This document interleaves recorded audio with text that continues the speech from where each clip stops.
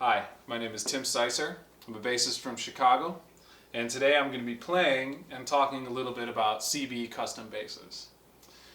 I've been exclusively playing CB basses since about 2008, and I can honestly say these are the best playing basses I have ever laid hands on. These basses are all handmade by Cliff Bordwell out of his shop, one-man shop, and he's based out of Orlando, Florida. Now, to me, what separates CB basses from all the other custom builders out there are Cliff's attention to detail, and that's both in his building process and also in his business. Cliff's communication is top-notch, and he has the best customer service I've ever dealt with before. The detail and care that go into these basses is unsurpassed, and you can tell that building basses for Cliff is truly a labor of love. Now, like most other custom shops, Cliff offers a seemingly endless amount of options for the buyer and will provide you with total control if you're a bass builder control freak and want to have a custom shape, custom woods, custom everything. Or if you want a little more of the hands-off approach, he's got standard body styles and will work with you to build the bass of your dreams. It's all about what works for you. He's extremely knowledgeable about all his products that he offers. That includes the wood, the way the wood affects the tone, the hardware, the electronics, etc. So I'm very happy to announce today the collaboration between me and Cliff to build what is going to be my signature bass, which we're just simply calling the TS Signature. It's the Tim Sicer Signature Bass. Now, this bass is the product of many years of me searching for the perfect instrument for a gigging bass player, a working musician, who wants a custom-built instrument that is versatile and sonically fits in any situation, any type of music, any type of band.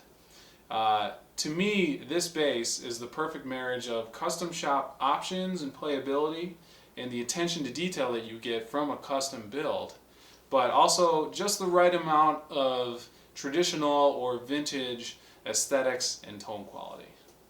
So this is the TS Signature Bass. So this bass is the first TS signature bass.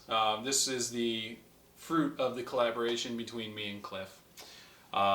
We worked together to kind of create the bass that I thought would be the perfect bass for me, and this is it.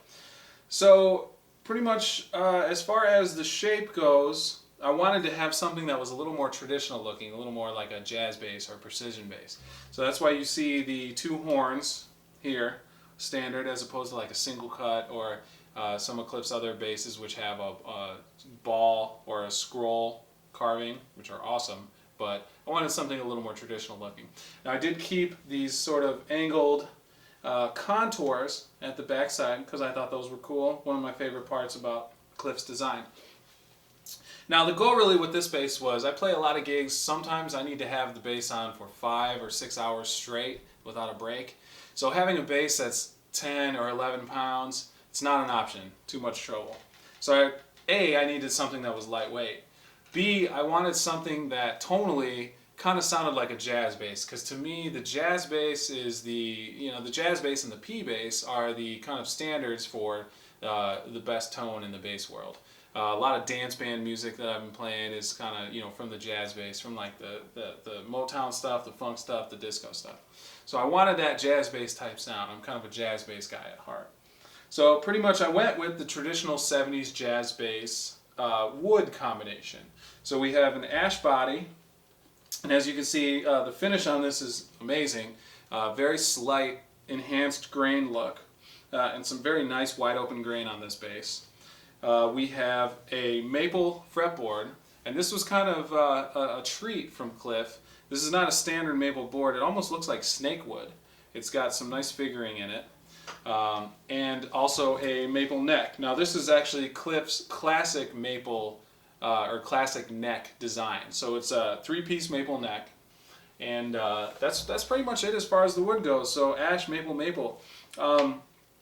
The one thing that you might see with this bass as compared to some other Bordwell basses is the headstock design is a little different as well. This is something that Cliff and I worked on together. I wanted something that was a little more traditional, or something that was a little different. So this is Cliff's B headstock style. You see this on a lot more of the basses that he's been building lately. It's kind of been catching on, which is really cool. And you can see it's got the B headstock logo on it, as opposed to the CB, which is on some of his other basses, which you'll see in a little bit. Now, as far as the other components of this bass, we have Hipshot A-bridge, Hipshot ultralight tuners, and I use Nordstrand pickups in all my basses. I love Nordstrand. They're making the best pickups around as far as I'm concerned. So I have Nordstrand big single pickups. So these are pretty much single coils, but bigger, and I believe they're wrapped with more wire. Anyway, they sound great. They're way more kind of aggressive than a traditional single coil pickup. So big single, and this bass is wired passive. We have volume. I prefer balance instead of 2 volumes, because that way I have total volume control over the bass, and then a tone. One thing that's kind of cool you might notice is that this looks like another pickup. It's actually not. This is just a dummy pickup. It's just a piece of wood. Some people call it a playing ramp. I kind of told Cliff I wanted a ramp in the bass, and he said, well, I'm going to have to route out to make it adjustable. So one thing that's nice about this option is that this is routed out. So theoretically down the line, if I wanted to, I could swap this pickup and the playing ramp and have 2 pickups right next to each other. Sort of more like the Tommy Kennedy bass, 2-bridge pickup type thing. But right now I just have it in traditional. Another thing that's nice about this ramp is that it's reversible, which was another bonus that Cliff included.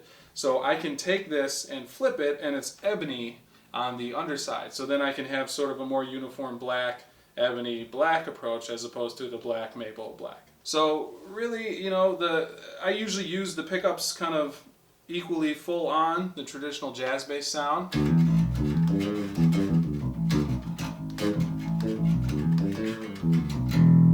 But you can also favor the bridge pickup.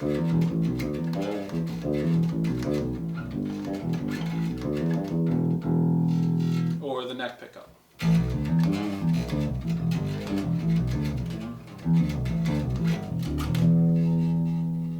This This thing is extremely lightweight, weighs in at just about 8 pounds, which is amazing for a 5-string.